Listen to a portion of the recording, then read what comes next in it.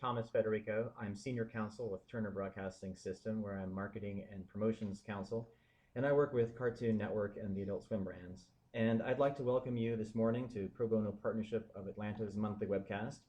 Today's topic is going to be sweepstakes, contests, and other promotions. And I'd like to just begin with a few preliminary remarks. We'd like to thank Georgia Legal Services for hosting this webcast and making it available on its website. And I would like to just say that the information that I'll be sharing with you this morning does not constitute specific legal advice, but is for general informational purposes only. If you have a specific question or seek specific advice concerning a sweepstakes, a contest, or other promotion that we're going to be talking about this morning, please contact Pro Bono Partnership of Atlanta. You can find more information about the mission, contact information, and eligibility requirements in your presentation slide. So now let's begin and dive right in. Let me just tell you a couple of things as far what we're going to be talking about this morning. I'm going to try and hopefully at the end have you gain better familiarization with two things. First, I'd like you and your organizations to be more familiar with some of the legal issues that are associated with structuring, conducting, and advertising sweepstakes, contests, raffles, bingos, and similar promotions. And I'd also like you to become more familiar with some of the business and fulfillment issues that are not quite as well known among the business community, especially with respect to not-for-profits. Now, Julie Andrews would have said, let's start at the beginning, but I'm actually going to start at the end. And if you can look at your presentation material onto the slide that says why it matters, let's look at why this is all important and hopefully why many of you are listening in on this webcast. Let's suppose we're not at the beginning, but we're at the end. We're at the end of a promotion that's gone bad. Why it will be important to pay attention and learn as much as we can about the ways to properly structure a promotion are that there's a long list of things that can happen to you individually and to your organization if you don't. You can face civil penalties and damages. In the state of Georgia, under the State Attorney General's Office, Consumer Protection Division can bring an enforcement action against you or your organization, and you can face fines of up to $5,000 per violation. Not only that, but if you improperly conduct a promotion, you can have the participants bring a separate private cause of action against your organization. And there you might get assessed damages of tens of thousands or hundreds of thousands or even more. It's really going to talk about some promotions that essentially constitute gambling in the state of Georgia. And violations of gambling laws will bring against you or your organization either a misdemeanor or a felony, in which case, there's actual jail time that's involved. So sometimes it's not just money that we need to be mindful of. A court can issue an injunction, so it can prevent your organization from proceeding with the promotion that maybe you've spent a lot of time and effort on and hope to get some money from. And finally, but not certainly the least important, is the negative press that can come about from an improperly executed promotion. Not only would there be the reputation damage to your brand, but you can also, your organization can face a loss in donations as a result of the negative publicity. I'm going to talk about some specific concepts, but like any subject, we're going to go over some basic vocabulary, and later we're going to have some math, so please pay attention.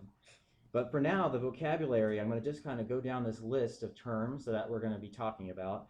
I'm going to just state what these terms are, and then we're going to go and we're going to come up with some definitions so you know what we're talking about. We're going to be talking about lottery and gambling quite a bit.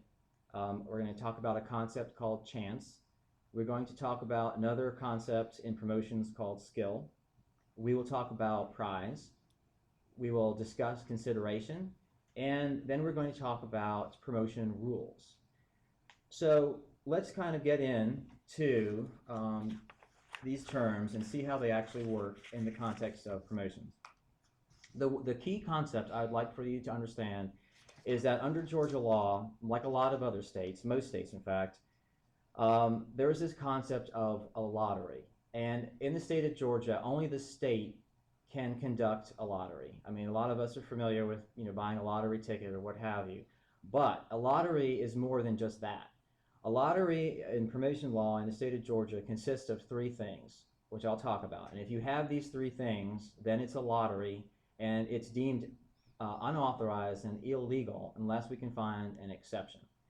So the lottery consists of, and we'll have this little diagram, this chart that's going to help you to visualize it.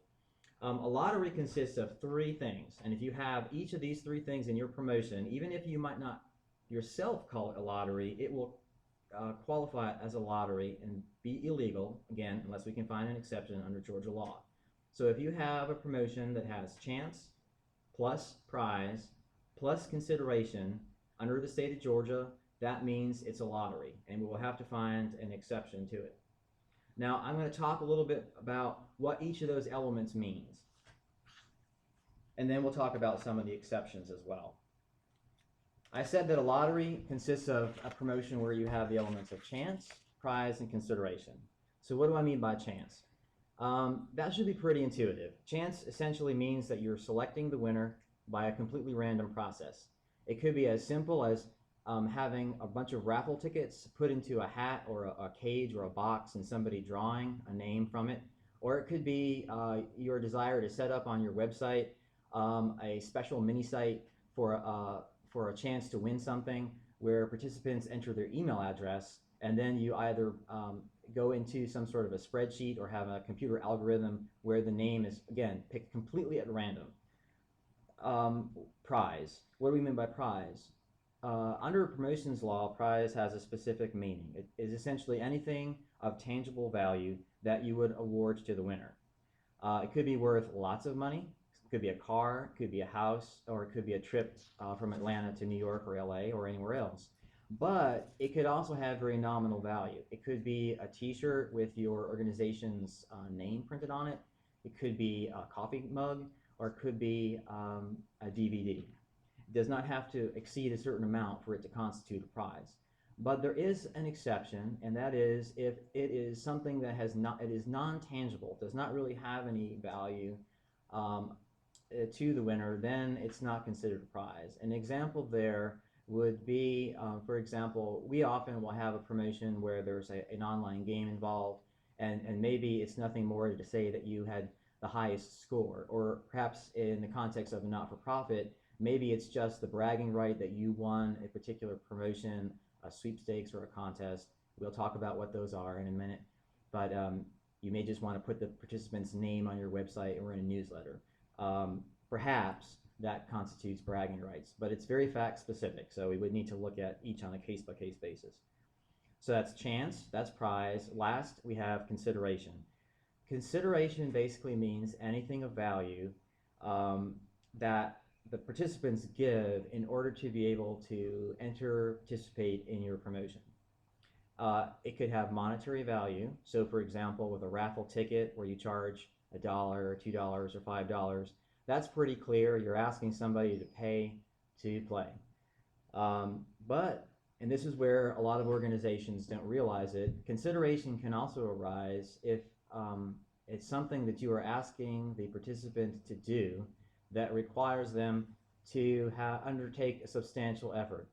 They may not have to pay a single cent, but if you ask them to enter for a chance to win after they complete a lengthy survey, or if they have to find information in your website and it's going to take a lot of time, that will constitute consideration. So don't think that just because you are not charging money to play that it's not going to be deemed consideration and possibly be a lottery. Now I said that we're going to look at some of the exceptions. So let's dive in. This is on the second slide where at the top it reads lottery equals chance plus prize plus consideration. There are a couple of exceptions that we'll go through, and we'll talk about them in some great detail. But again, I want to just emphasize that what I'm giving is general information, and a lot of the answers that I or any other attorney that might be working with you will give you depends so much on the particular facts that you have in your case. So Having said that, the exceptions under Georgia law to a lottery are what's referred to in this state and other states as the Chuck E. Cheese exception for coin-operated games. So, when you go to Chuck E. Cheese or some other entertainment amusement operation where they have video games or other types of games where you exchange tickets for prizes, that's specifically exempted. I won't spend a lot of time on that because generally that's not where most not-for-profits want to try and find an exception. What you're probably most familiar with in your own lives and maybe with your organizations would be sweepstakes and raffles. And we're going to talk in more detail about what those constitute.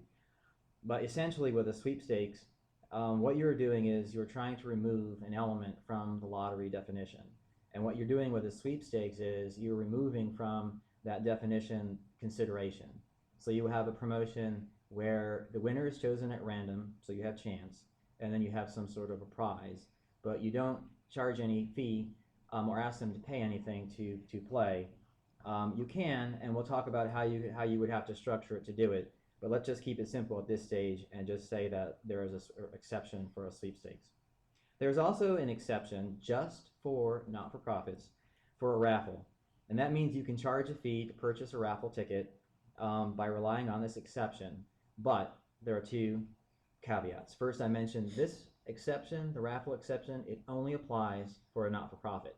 A lot of people out in business think that any business can conduct a raffle lawfully, and that's just not the case. It has to be a qualified not-for-profit.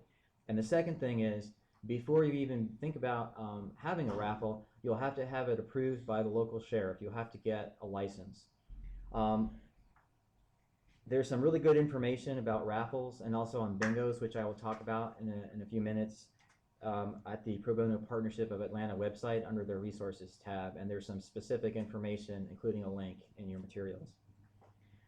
The third main category of exceptions under Georgia law are for promotions that are contests.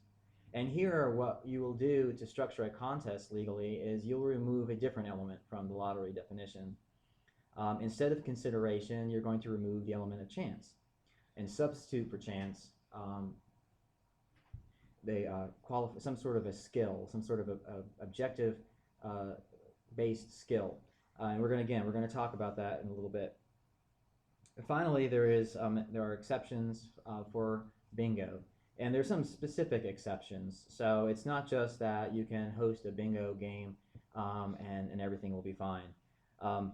First, regardless of whether the business is for-profit or not-for-profit, there's an exception for what is referred to as recreational bingo. There you can charge an entry fee. You cannot charge an entry fee, and the prizes have to be nominal, non-cash, and they can't exceed $15.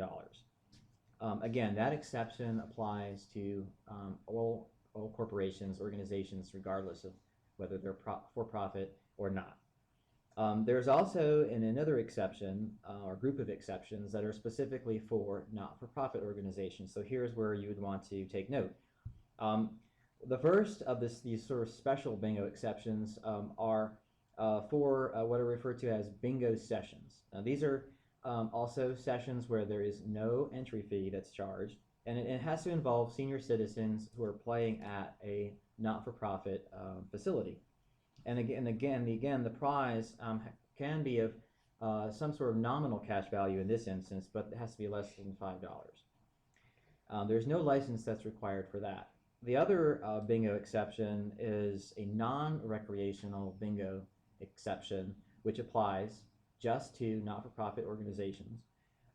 There you can charge an entry fee, but there's some limitations on the types and the amount of prizes you can have. And the big caveat with that is that, like a raffle, you have to get a license. The difference is that you have to get a non-recreational bingo license from the Georgia Bureau of Investigation. So again, please refer to the Pro Bono Partnership of Atlanta materials. They have some really great information there regarding the differences between the two types of bingo exceptions, the raffle exceptions, where and how to get the licenses. Now, some of you might be thinking, all right, so you went through coin-operated games, sweepstakes, contests, bingo. You didn't mention anything, Thomas, about casino nights or poker nights. And I didn't mention it because this is where there's a lot of confusion. There is no exception for a poker night or a casino night under Georgia law, and in fact under most state laws. There just is no exception, and generally it's going to be treated as an illegal lottery. So you have to be really careful. There are some ways to try and structure a fundraiser that maybe incorporates some of the aspects of that type of entertainment, but it's all fact dependent, and you really need to consult with a lawyer to be able to do it lawfully. All right, let's dive in and let's take a closer look at some of these. I've got some. I'm going to have here in front of you another little slide prop. So we're going to talk about sweepstakes. And if you recall, just a few minutes ago, I said that the reason a sweepstakes is a lawful promotion is because we get around having it classified as a lottery because we remove consideration. So we're left with prize and chance. Now just think about that for a second. So you have a promotion where you're offering some sort of a prize. Let's just say that it's a trip. And you're going to select your winner by random. You can do it in different ways. It's important, though, to make sure that you think about how that person is going to enter. And it's going to be very important that you let the person, the consumer, the participant, your organization members know what they have to do in order to enter. And you do that by your advertising, and you do that by your rules, and we'll be talking about each of those and some important takeaways in a little bit. But I mentioned that you possibly could have consideration for a sweepstakes, but not really. What I mean by that is if you've gone to the grocery store, for example, and you've been down the dairy aisle and you see some yogurt, and there's a package of yogurt that has some interesting information on it. It says, hey, you can win a chance to win a prize to Disneyland, and you can just send in this code, or there's some other information there about how to enter. Well, if you read the fine print, the abbreviated rules, which we'll discuss later on, you'll notice that it will say no purchase necessary. And as a consumer, you're probably very familiar with seeing that no purchase necessary in 2 or 3 lines of legalese on packaging, or maybe on posters, or when you're listening to the radio and some announcer flies through it in about 2 seconds. That's really important because you can charge an entry fee for a sweepstakes, but you must also make available what is referred to as the alternate free method of entry, the no purchase aspect of it. That means that you could do it the old-fashioned way and have the people that don't want to purchase something or make a payment send in their contact information in a postcard or otherwise mail it in, or you can come up with some other way to do it. But if you're going to have consideration to be lawful, you must have that free alternate method. Another key concept there is if you're going to try and do a structure of sweepstakes where there is some sort of a pay-to-play aspect of it, and then you are going to, because you want to make sure you're complying with Georgia law, if you're going to have that free alternate method of entry, there's a legal concept called equal dignity, which means you have to treat the people that pay to play the same as the people who do not pay to play.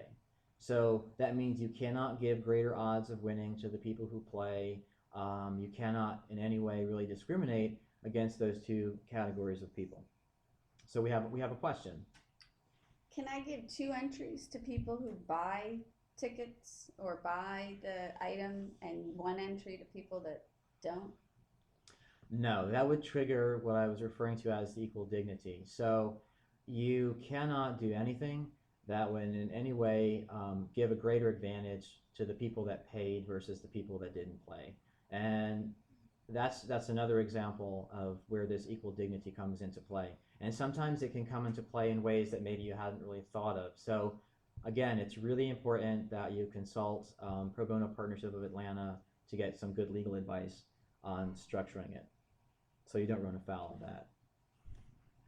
As I said, so how is the consumer going to enter? Well, for most not-for-profit organizations, typically you might want to run a sweepstakes on your website, and there you might have some page devoted to the sweepstakes where you will have the participants enter their email address.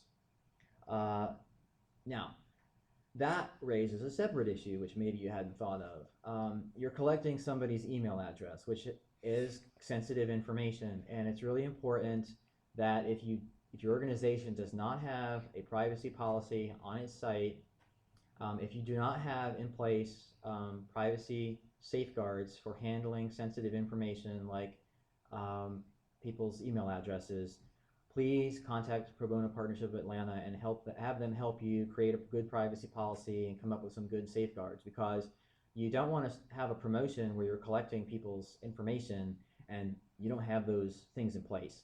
That is going to go back to what I was referring to earlier as sort of a potential, at the minimum, a PR nightmare, where you'll have all sorts of consumers who will be angry that you collected this personal information and maybe you shared it. Maybe you had people within the organization have access to it that shouldn't have had access to it.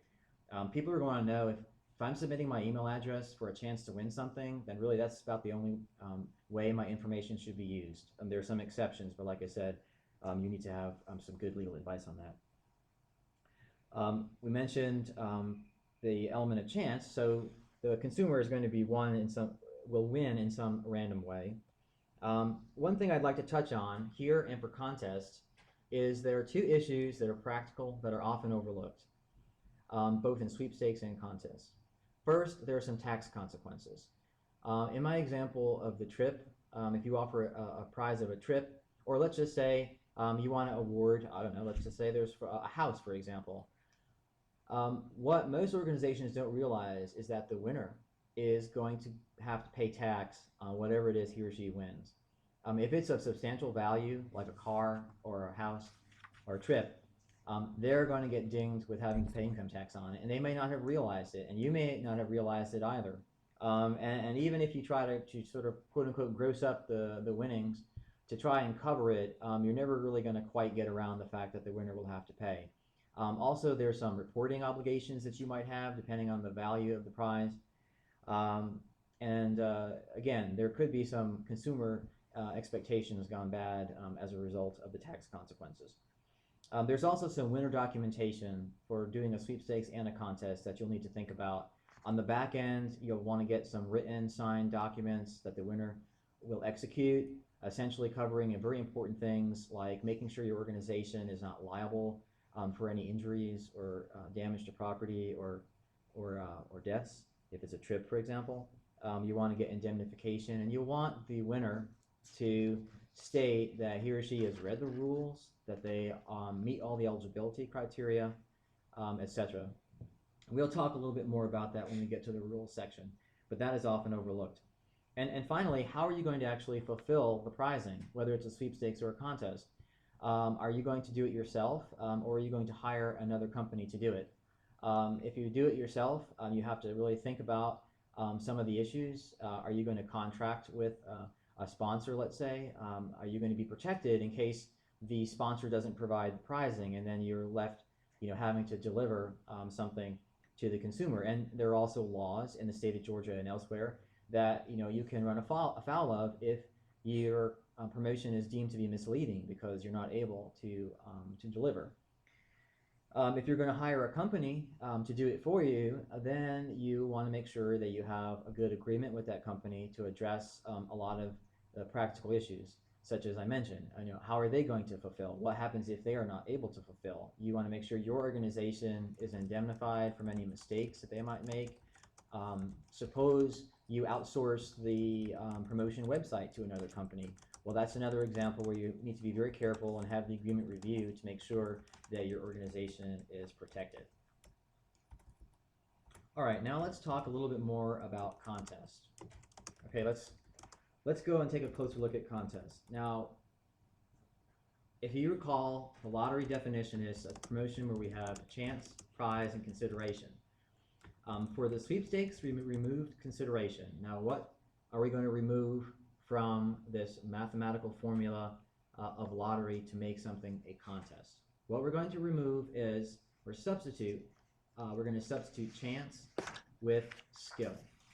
So now the winner is not chosen at random, like in a sweepstakes, a raffle where a name is drawn from a hat, so to speak.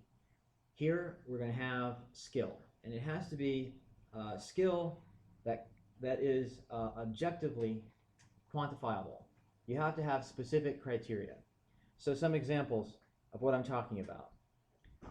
It could be a writing contest. It could be a photography contest. It could be skill based on athletic ability.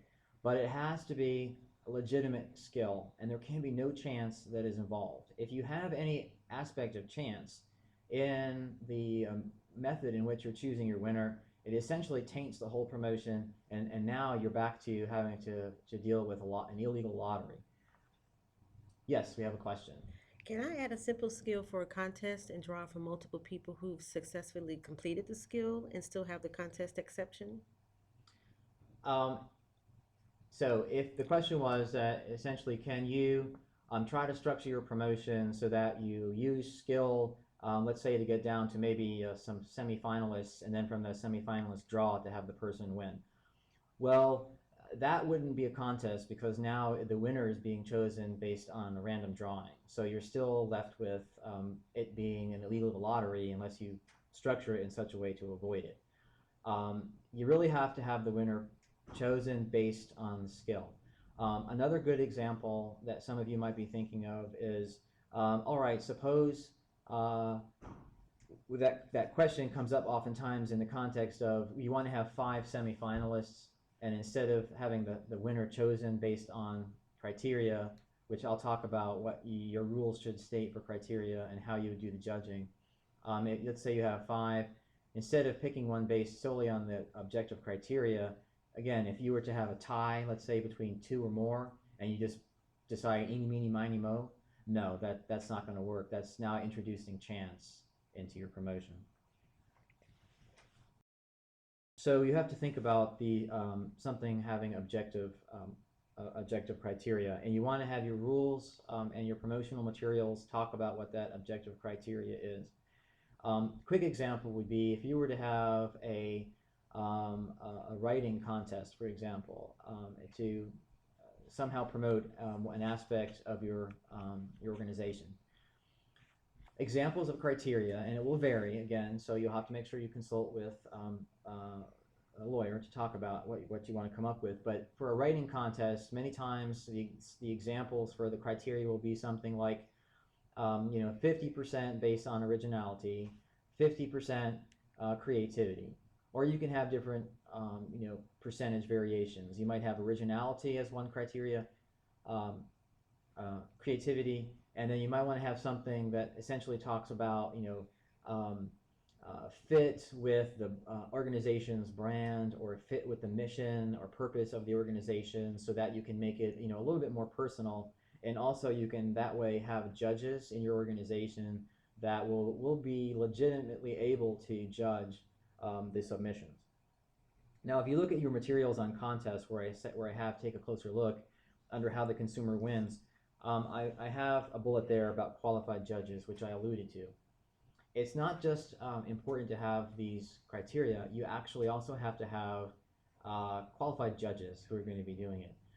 Now, I'm not saying that you have to have people who are judges who have a long resume of experience doing things with all sorts of degrees. In the example that I just gave, where it was a writing contest, if you wanted to have certain members in your organization act as judges, well, maybe you have a volunteer, or maybe you have a member of your board of directors who is an author or an editor, works for a newspaper, as a teacher, and so maybe they are legitimately qualified to be able to go and cull through a bunch of submissions to determine those which are original and those which are creative. And certainly within your organization, there are people who will be familiar with the mission and the purpose, so you will be able to find some judges. But you do not want to delegate the judging to someone who really has no experience or no qualifications to be able to judge. So you have to be really careful about who you pick as the judges. And you also want to make sure that the judging process is not only done in such a way that the judges themselves are legitimate, but that you want to make sure that the actual method in which they are doing the judging is transparent. You do that in a couple of ways, but the simplest way is that, for example, you would have the judges look at submissions stripped of any names or any other information that might let the judges determine who maybe submitted the information. So you might redact that information. They should just get a blind sample of these submissions. They should maybe go into a conference room. They should have the rules and the criteria in front of them, and they should go through it and do it in a way so that if there's any person that cries foul, you can say, here's what we did, here's why it's transparent, here's why it was legitimate. And I already mentioned that there are going to be tax issues and fulfillment issues with a contest as well. So what I thought I would do now is run through a couple of examples to tie all this together. And then I'll talk about the rules and what should be in rules, and I'll talk about some tips for advertising or promotion. So if you look at your presentation materials, we have the first example. Suppose you want to host a fundraiser at a local event hall. You want to charge each attendee a $5 entry fee because you want to have this as part of your fundraising effort. And in exchange for that entry fee or paying for a dollar to get a raffle ticket, and they're going to have the chance to win one of several different prizes, a gift basket, perhaps a certificate to a spa, dinner at a local restaurant, etc. So let's go and run through our scenario, and I'll pull back up the definition of lottery, and you can just follow along with me. So let's ask the question, is there an element of chance? How is the winner going to be chosen in this particular scenario? Yes, they're going to be chosen at random. Either they're going to enter some information on a card or what have you when they pay the entry fee, or they're going to just get a raffle ticket and a number will be drawn. And there's no skill involved. It's pure chance. So we have chance. We have one of the three elements. Prize. Yes, there are several prizes, and they are of some value. So you have the element of prize. So now you've got two of the three components. Is there an element of consideration? Yes, because you want to charge people to be able to play for the chance to win. So you have all three, so it's a lottery, right? Perhaps. Here we mentioned in this mock discussion that you mentioned a raffle. And so, I mentioned there was the raffle exception, and so you would be able to fall under that exception, provided, structured properly and you obtained the appropriate license. Yes, we have another question. What if you just made it a suggested donation as opposed to an entry fee? Yes, so the question was, instead of making it an entry fee, if you just had a suggested donation. That issue comes up quite a bit for fundraisers, and it often comes up in the context of the poker or casino nights. There might be a way to structure a promotion or a fundraiser where there is some aspect of a suggested donation, but generally speaking, if you're going to ask for a suggested donation instead of just a blank entry fee, you're still really running into this issue of consideration, because if the people that do make the donation are the ones who win, well, for them, of course, they have paid consideration, so therefore it would be an illegal lottery unless you came up with some sort of exception. So the short answer is there are ways to structure promotions to minimize your risk, but it is very fact dependent, and you have to really look at them all on a case-by-case basis. So let's leave this definition of lottery up and go on to another example. Here in example 2, suppose you want to sponsor a promotion, your organization wants to, and you're going to try and get college students to submit poems about your organization. And you're going to pick the best one, and you think that will be a great way to increase awareness about your organization and its important mission. The winner's poem will be featured on your website and your newsletter. So let's just run through the analysis again. Is there an aspect of chance? Well, as this example was described, no. The winner is going to be chosen based on skill, whether or not they wrote the best poem. And hopefully, if you have structured your rules and promotional materials to have objective criteria listing how the poems will be judged, yes, you'll be fine. You'll have gotten around the chance aspect and have substituted skill. Prize, well, yes, there probably is a prize. Having the winner's poem featured on your website and your newsletter, probably also along with their photograph and their name. We could probably squabble about whether or not that's merely bragging rights or whether that constitutes a prize, but generally speaking, that sort of recognition will probably be deemed a prize. There's no consideration here because you didn't talk about wanting to charge anything for it. And you don't really need to worry about an exception. It should qualify as a contest, again, if it's been structured properly and if it's executed in the appropriate way. All right, finally, we'll talk about example number 3. You're at the grocery store and you run into your friend Sam and you ask her how her weekend went, and Sam says, "Oh, I had the best weekend ever. My husband and I went to a casino night for a fundraiser, and it was for a homeless shelter. It was for such a good cause, and we had to pay only $10, but in exchange, we played all these games, and I came off with $100. Wow, it was great." Well, you get so excited about hearing the success of this casino night for this homeless shelter, that you're going to go and want to do the same thing for your organization. So let's go through the analysis. Chance. Yes, there's chance because it sounded like Sam was at an event where they were playing, casino type games, roulette, poker, what have you, and the winner was determined basically based on chance. Now I want to mention something here real quick, which is that there may be some people out there who deem themselves to be really good card players, and there's often the argument in the field of gambling law that there's a certain aspect of skill that's involved in playing cards or playing some of these other casino games. That argument is really not going to fly. There may be some skill, but if you remember what I said, if you introduce an aspect of chance, you're now basically converting the entire promotion into something that has chance, not skill. And most state authorities are going to say that while there may be some skill involved in playing card games or other casino type games, there's still the element of chance. You're trying to beat the house odds, so to speak, and so therefore you are going to have chance. Is there a prize? Yes. In this instance, there was a cash prize. Was there consideration? Yes, they had to pay $10 for the opportunity to play these games. Well, is there an exception for casino nights? I've seen them all the time. Everyone talks about these things.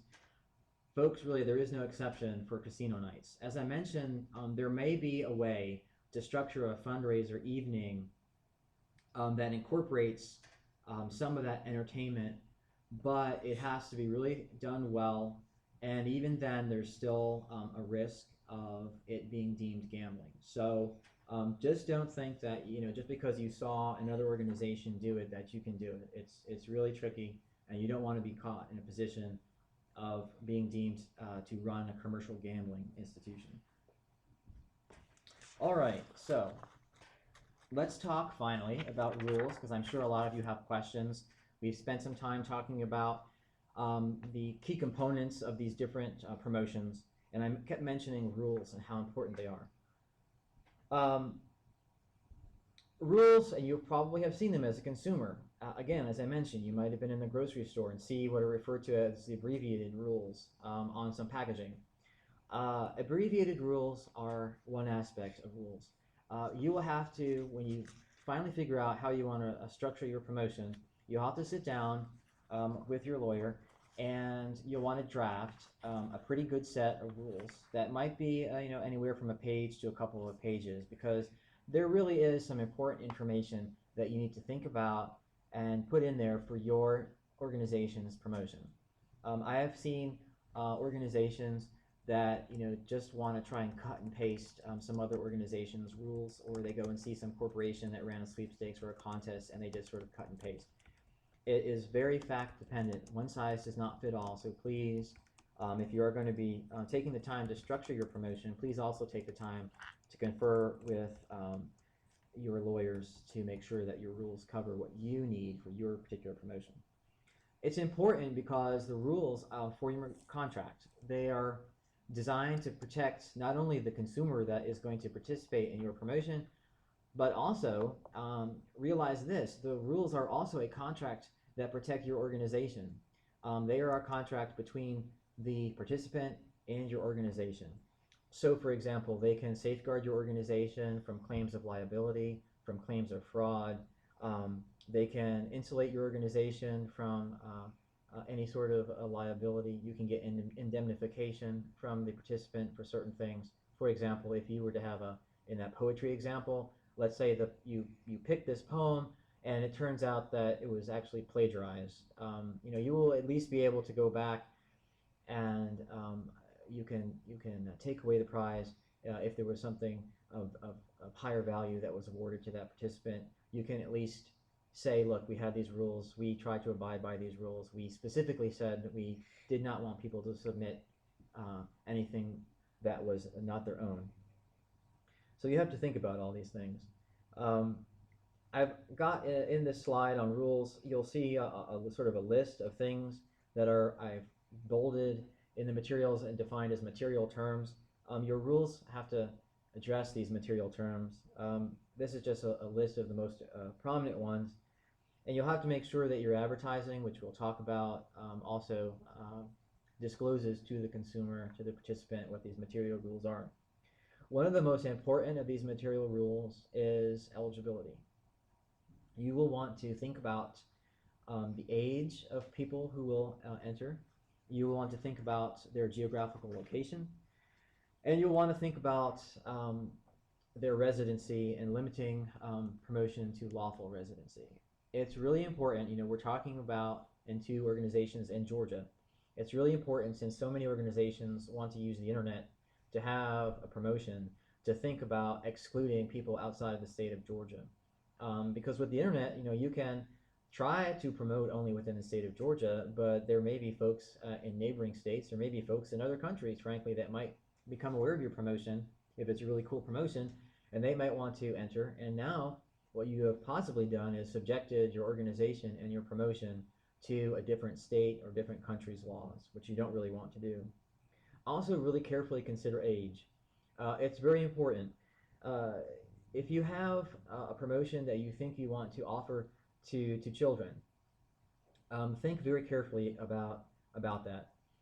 You're going to need to get the consent of the parents or the guardian for the person that wins. But more importantly, and here's where you can really trip up pretty badly, there's a federal law that applies to the collection of any personal information from children under the age of 13. It's a fairly complex law and it raises some challenges. So if you're thinking about doing a promotion and making it available to children under the age of 13 and you're going to be collecting personal information, such as an email address, please make sure that you contact Pro Bono Partnership of Atlanta to structure it. Yes, we have another question. Are there limits in the criteria we can use for determining eligibility? That is a good question. The question was whether there are any limits on the criteria for a contest. The short answer is no. There is no legal reason why you couldn't have a large number of criteria, but from a practical standpoint, you will typically want to have maybe 2, 3, or 4 maximum, so that the consumer understands what it is he or she is supposed to do to be able to participate, and also so that your organization doesn't have so many factors that it becomes very complicated to actually legitimately try and find a winner. So we talked about eligibility. How and when to enter is extremely important. You want to make sure that the consumer understands what they have to do in order to be able to win. You don't want to have any confusion on the part of winners who thought maybe they did everything they were supposed to do and didn't win, and then perhaps raise objections or bring claims against your organization. So please be very clear about how to enter and when to enter. In the state of Georgia and elsewhere, it's really important to talk about the odds of winning. So even if you have structured something as a sweepstakes, your rules should state what the odds of winning are. This is really just nothing more than a reference to, the odds of winning will depend on the number of eligible entries received. And you may have seen that as a consumer in a lot of rules, and it's quite simple to add, but important and necessary to include in your rules. You should always make sure your rules address what the prize is. Describe the prize. You have to have the approximate retail value for that prize. And you should address whether or not that you will be able to substitute a different prize of similar or maybe greater value for it. Sometimes there's confusion on the part participants that think, well, I didn't really want to win that car. I'd rather just take what that car is worth, the approximate value. Maybe you have listed it as $20,000 in your rules. They'll say, you know what, no thanks, I don't want the car, give me the $20,000. If you haven't addressed that in your rules, then you might, be in a situation where you have to actually fork over the money. So you should have some clear language specifying that, that only the sponsor can substitute the prize and that there will be no cash value, if that's the route that you want to take. You should make sure that your rules cover things like indemnification. If you don't know what indemnification is, it's simply, a paragraph that says that the person participating is going to essentially reimburse you, hold you harmless from any sort of a claim that is brought by them or a third party against your organization. It could be because they allege fraud in the game. It could be because they went to accept the prize and they got injured, or they went to use the prize and they got injured, or there was some other sort of a liability that arose out of entering the contest or in the fulfillment of the prizing. So you want to make sure that's addressed. You also want to make sure, if you want to use the winner or the participant's name or likeness in your promotional materials on your site, in your newsletter, you want to make sure that your rules have a section that state that the participant grants those rights to you. Because if you haven't included something like that, then you're not going to be able to include that person's name or likeness. Ownership of submissions is really important for contests. Who's going to own what is submitted to your organization? In the case of the poetry writing contest, do you want to own all 1,000 submissions? You may. On the other hand, you may not. So you want to talk to a lawyer and figure out, is there something less than complete ownership that we'll be happy with? Maybe you just take certain rights in the materials, or maybe you only own the winning submission and not those that are submitted. You'll want to also address things like, can I cancel this promotion? Can I suspend this promotion? What if I want to modify the promotion and the promotion has already started? You'll want to have some thoughtful discussion about that. There are opportunities or circumstances where you may be able to do all of those things, but under limited circumstances and for legitimate reasons. Again, because it's really important to make sure that your promotions are transparent to the public and they don't think that it's rigged. If they enter a promotion and for some non-legitimate reason you just decide, you know what, oh gosh, we've got too many submissions, let's just cancel this thing, we don't really want to be able to deliver, you're going to have a lot of negative PR fallout from that. And there are some circumstances where you can. Again, you have to confer with your lawyer to talk about that. Collection of personal information, I've already mentioned how critically important that is. And if you don't have a privacy policy or safeguards in place to handle and address that, you really need to start thinking about putting those into action. Winner documentation, I mentioned you would get this on the back end. Here's a little point of distinction. You might be thinking, all right, Thomas, I've worked with our lawyer and we've got these rules, and we listened to your presentation and you said we need to include certain language in our rules that indemnify our organization, that limit our liability, and then they get what you refer to as these rights to get name and likeness. So why do we need to get this paperwork on the back end? For two reasons. First, while the rules are your contract with participants, remember you're going to be choosing a winner. If you imagine the risk of running a promotion as a sliding scale, on the low end of the scale are those participants, the thousands or the hundreds or the thousands of people that have entered their email address, versus the one person that won. You want to really ideally, and it does depend on the value of the prize, so there is some thought, it's not just mechanical, but there's some thought involved.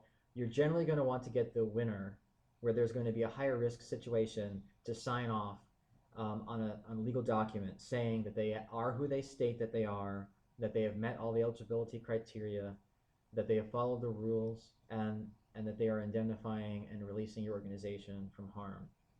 So that's really important, and you want them to sign something getting their name and likeness, because in some states, including Georgia, for getting the rights that you really need, and typically you're going to just want to be able to use the winner's name and likeness, you have to get something in writing for it to be enforceable. And finally, something to consider in your rules, and making sure this is part of your administration, is the winners list. You would be surprised at the number of people who actually participate, who will actually contact the sponsoring organization, your organization, and say, hey, I'd like to see the winners list because I want to know if somebody actually won, or if this was just some fraudulent promotion where you were trying to get entries and use it for some purpose that we weren't aware of. So you want to have a winners list and make it available for a certain amount of time so that in case you were to get an inquiry, you would be able to satisfy that request. Now, the rules that I talked about, these material terms, they're generally going to be posted someplace. If you run your promotion so that submissions are collected online, you'll typically have maybe a section of your website or a separate page devoted to the promotion, and you'll have a hyperlink to the official rules, and they will be, like I said, they could be a page or 2 pages or 3 pages where the consumer can go. You will also want to structure your page so that there's the privacy notice link is up close to where the consumer might be entering their information, but they're going to have access to these full rules.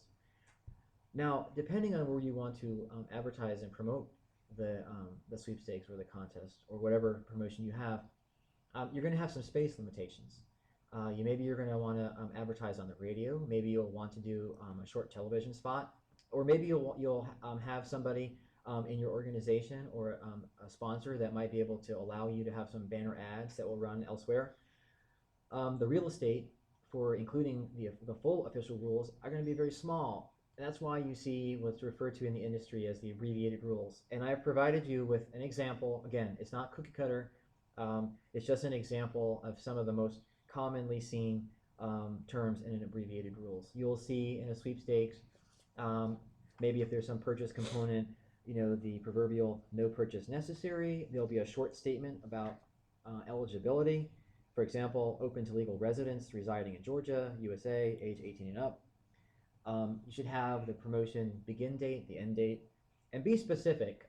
Be specific about the time that's involved, because you don't want to run into a dispute with a person who was supposed to have entered by a certain cutoff time, claiming, oh, I sent it. Look, I'm printing this document from my computer, and it says that it was sent at 11:59, and the cutoff was midnight. You want to be very specific with your times, very specific with your dates. Make sure you have Eastern time, whatever time zone is going to apply. And also in your rules, make sure that you have listed your organization's computer clock as the official clock for the promotion, so that you will be able to minimize or eliminate any risk of doubt in that area. And then in the abbreviated rules, you should list the name of your organization as the sponsor so people know who's sponsoring it. And you should also make sure that you have a link to where the full rules can be obtained, or if you're not doing it online, someplace else that consumers can go to obtain the full rules. I mean, it may be the type of thing where you have a promotion at a local venue and you're not doing it online. You should have some printed copies of the rules available for people to look at. Yes, question? You mentioned the time and dates. What if you don't get enough entries to make a decision by the time that it's over? Can you extend the time? Yes, that's a good question. Can you extend the time? You've stated in your rules that the contest or sweepstakes ends at a certain day and time, and you want to extend because maybe you haven't received enough entries. The short answer is you should abide by what the rules state. It's the contract, it's out there, you need to be transparent, you should abide by them. Again, it depends on the facts. There are times where it might be permissible to extend. In situations where you basically would be delivering more than what the consumer was expecting to receive, it might be okay. However, consider this. If you were one of the people that had entered the promotion within the time because you dutifully obeyed the rules, chances are that you are going to be a little bit annoyed if there's an extension that's made. Not so much in a sweepstakes where you're only submitting your name or email address to enter, but think about it in the context of a contest, because this question does come up. If you have said, to use our poetry contest example, the cutoff date is today, at midnight.